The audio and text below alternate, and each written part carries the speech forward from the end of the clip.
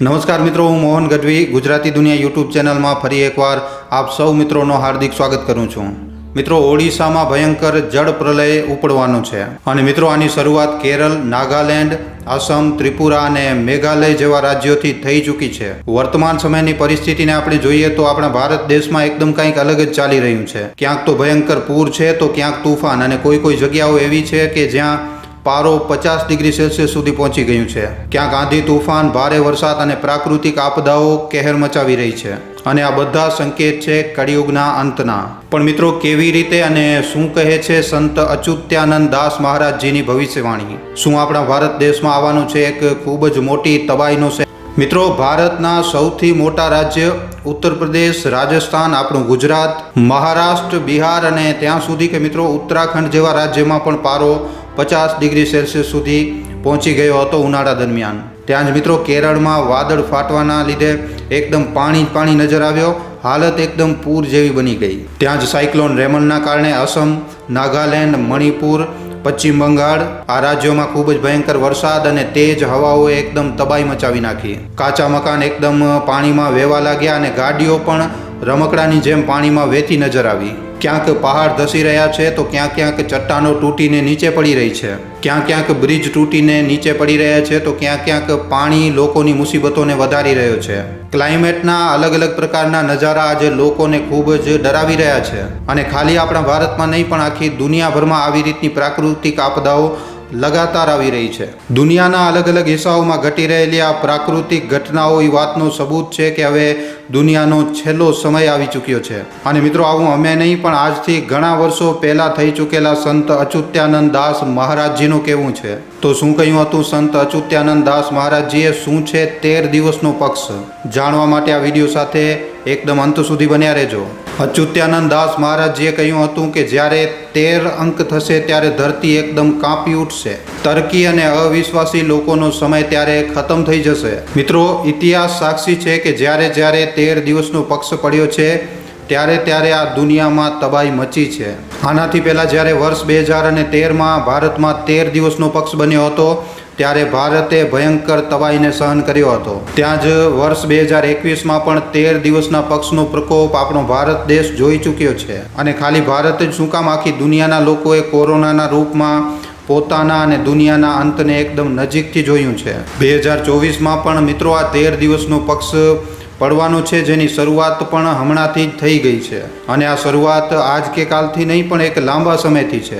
આના સંકેત પણ આપણને ઓડિશા મતલબ કે ભગવાન જગન્નાથની નગરીમાં મળવાના ચાલુ થઈ ચૂક્યા છે. સંત ગુરુ અચ્યુત્યાનંદ દાસ મહારાજજીએ કહ્યું હતું કે ભારતમાં જેટલી પણ તબાહી મચશે એની શરૂઆત માત્ર અને માત્ર ઓડિશાથી જ થશે. આવું એટલા માટે કારણ કે ઓડિશા નાથોના નાથ, સૃષ્ટિના પાલનહાર ભગવાન જગન્નાથની ધરતી છે. અહીંયા એમનો સૌથી વિશાળ મંદિર મતલબ કે હેડક્વાર્ટર છે. ઓડિશાના કણમાં જગન્નાથ સ્વામી વસેલા છે, જેમના આદેશ માત્રથી દુનિયામાં ઉથલપુથલ મચી જાય છે અને પછી બધું બરોબર પણ થઈ જાય છે. સંત અચ્યુતાનંદ દાસ મહારાજજીના કહ્યા અનુસાર ઓડિશાના જગન્નાથ મંદિરમાંથી ઘણા એવા સબૂત મળ્યા છે જે કળિયુગના અંત બાજુ ઇશારો કરી રહ્યા છે, જે એ વાતના સંકેત છે કે હવે મહાપ્રલય આવવાનો છે. જેમ કે ભગવાન જગન્નાથના મંદિરના ધ્વજનું સમુદ્રમાં વહી જવું, મરઘટના પક્ષીનો મંદિરની ધજા ઉપર બેસવું. જ્યારે મિત્રો જગન્નાથ મંદિર એક એવો મંદિર છે કે જ્યાં પક્ષી તો શું, કોઈ પ્લેન પણ આ મંદિર ઉપરથી પસાર નથી થતો. વારંવાર મંદિરમાં લોહીના ધાગા મળવા અને ભગવાનના કામમાં વિઘ્ન પડવું, મોડું થવું, આ બધી વાતોનું વર્ણન સંત અચ્યુત્યાનંદ દાસ મહારાજજીએ કર્યું હતું. સાથે એમ પણ જણાવ્યું હતું કે જ્યારે આ ઘટનાઓ ઘટે ત્યારે સમજી જજો કે હવે કળિયુગનો અંત એકદમ નજીક છે. અને તમને જણાવી દઈએ કે આ બધી ઘટનાઓ વીતેલા થોડાક જ વર્ષો દરમિયાન ઓડિશાના જગન્નાથ મંદિરમાં જોવા મળી છે.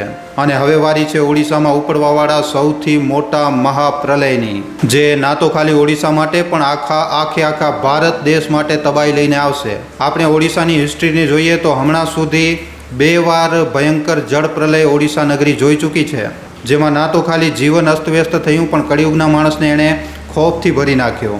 અને સંત અચ્યુત્યાનંદ દાસ મહારાજજીના અનુસાર હવે ખાલી એક જળ પ્રલય બાકી છે, જે આવનારા સમયમાં થવાનો છે અને જ્યારે આ જળ પ્રલય થશે તો ભારતમાં એકદમ ત્રાહિમામ મચી જશે. કારણ કે મિત્રો, જેવી રીતે સતયુગમાં બદ્રીનાથ, ત્રેતાયુગમાં રામેશ્વરમ અને દ્વાપર યુગમાં દ્વારકા સમસ્ત દુનિયાના કેન્દ્ર બિંદુ કહેવામાં આવતા હતા, એવી જ રીતે મિત્રો વર્તમાનમાં ઓડિશામાં પુરીધામ સમસ્ત સંસારનો કેન્દ્ર બિંદુ છે અને અહીંયા ઉપડવાવાળી પ્રલય અને ઘટનાઓ સમસ્ત સંસારનો નિર્ધારણ કરે છે કે આવાવાળા સમયમાં સંસારમાં કેવી પ્રલયંકારી ઘટનાઓ ઘટવાની છે. વર્તમાન સમયમાં બદલતો ક્લાઇમેટ બધા જ લોકોને ડરાવી રહ્યો છે. ચોમાસાની સિઝનમાં પણ પારો 40 ડિગ્રીની પાર જઈ રહ્યો છે, ઘણા રાજ્યોમાં જઈ રહ્યો છે. આવી જ રીતે ઘણી જગ્યાઓ ઉપર ભયંકર પૂર, લેન્ડસ્લાઇડ અને પહાડ ધસવા જેવી ઘટનાઓ પણ વધી રહી છે. જેમ કે ભારતના નોર્થ ઇસ્ટમાં એક ખૂબ જ ભયંકર ક્લાઇમેટ ડિઝાસ્ટર જોવા મળ્યું, બંગાળની ખાડીમાં ભયંકર તુફાન બનવું. અને મિત્રો, ક્યાંક ને ક્યાંક આ બધી વસ્તુઓ પાપી મનુષ્યોના કારણે થઈ રહી છે. આજનો કળિયુગી માણસ વસ્તુઓને સુધારવાની જગ્યાએ વધારે ખરાબ કરી રહ્યો છે. જોરથી રાડો પાડીને કહેવામાં આવી રહ્યું છે કે જો ઝાડ લગાવવામાં ન આવ્યા તો આવનારા વર્ષો દરમિયાન પારો જે તાપમાન છે એ 60 ડિગ્રી સેલ્સિયસ સુધી પણ પહોંચી શકે છે. આમ છતાં પણ પાપી મનુષ્ય લગાતાર ઝાડોને કાપવામાં જ લાગ્યું પડ્યું છે અને નવા ઝાડ લગાવવાના તો આજની તારીખમાં માણસો એકદમ ભૂલી જ ચૂક્યા છે. ઝાડવા કાપીને મોટી હવેલીઓ બનાવવામાં આવી રહી છે, મોટી હોટલો અને રેસ્ટોરન્ટ બનાવવામાં આવી રહ્યા છે. પણ ચિંતા ન કરતા મિત્રો, ગુરુદેવ કહે છે કે માણસોને એમના પાપોનો ફળ જલ્દી જ મળવાનો છે. એના દ્વારા ઝાડને કાપવું એના જ વિનાશનું કારણ બનશે. પ્રકૃતિ સાથે છેડછાડ કરવાનું પરિણામ આજે નહીં તો કાલે મનુષ્યને ભોગવવો જ પડશે. એ સમય જલ્દી જવાનું છે જ્યારે કળિયુગનો માણસ પોતાના કર્મો માટે દયાની ભીખ માંગશે, પણ એને મળશે નહીં મિત્રો. પણ હા, સાચા અને સારા માણસો માટે પ્રલયથી બચવાનો રસ્તો પણ ગુરુદેવે દેખાડ્યો છે. અચ્યુતાનંદ દાસ મહારાજજી કહે છે કે જ્યારે 13 દિવસનો પક્ષ પડશે ત્યારે પોતાની સાથે ખૂબ જ ભયંકર તબાહી લઈને આવશે, બરબાદી લઈને આવશે. પણ આનાથી બચવા માટે તમને પ્રભુની ભક્તિમાં એકદમ લીન થઈ જવાનું છે. કારણ કે જે મનુષ્ય હરિની ભક્તિમાં લીન હશે, જે ખરાબ કામોથી દૂર રહેશે, જે વ્યક્તિ ધર્મના માર્ગ ઉપર ચાલશે, એને જ શ્રી હરિ પોતાના શરણમાં લેશે. એવું નથી કે ઈશ્વર બધાના દુશ્મન છે, એમના માટે તો સંપૂર્ણ દુનિયા એમની જ છે અને અહીંયા રહેવાવાળા બધા એમના બાળકો જ છે. અને એટલા માટે ભગવાન સમય ઉપર લોકોને સુધરવાનો મોકો આપે છે. પણ કળિયુગનો માણસ મિત્રો, જાણો કે અધર્મના રસ્તા ઉપર ચાલતા એકદમ આંધળો બની ચૂક્યો છે અને જો હજી પણ આ બદલાયું નહીં તો પછી દુનિયાનો અંત થવાથી કોઈ પણ રોકી નહીં શકે. આ ભવિષ્યવાણીઓથી મિત્રો અમે તમને ડરાવવા નથી માંગતા, ખાલી સાવચેત કરવા માંગીએ છીએ. આ ખાલી ચેતવણી છે સંત ગુરુદેવ શ્રી અચ્યુતાનંદ મહારાજજી દ્વારા આપવામાં આવી છે, જેનાથી જો કોઈ વ્યક્તિ ભટકી રહ્યા છે તો એમને બરોબર માર્ગ ઉપર લાવી શકાય. મિત્રો, આશા રાખીએ છીએ કે આ વિડીયો અને આ વિડીયોની પાછળનો અમારો સંદેશ તમને પસંદ આવ્યો હશે. આ વિડીયો ઉપર તમારા શું અભિપ્રાય છે, તમારું શું કહેવું છે, નીચે અમને કમેન્ટ સેક્શનમાં લખીને જરૂર જણાવજો.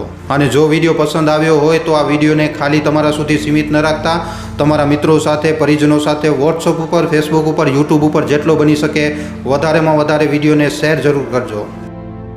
મિત્રો, તમારા માટે એક સારા વિષય ઉપર વિડીયો બનાવવામાં અમને ઘણો જ સમય લાગી જાય છે, માટે આ વિડીયોના બદલે અમે તમારા પાસેથી એક લાઇક અને એક શેરની આશા જરૂર રાખીએ છીએ. કારણ કે તમારી એક લાઇક અને એક શેર અમને આવા જ જાણકારીસભર વિડીયો બનાવવાની પ્રેરણા આપે છે.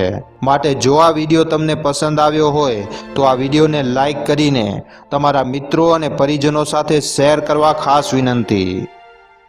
અને જો તમે અમારા ગુજરાતી દુનિયા નામના યુટ્યુબ ચેનલ ઉપર પહેલીવાર આવ્યા છો તો હમણાં જ આ ચેનલને સબસ્ક્રાઈબ કરી લેજો.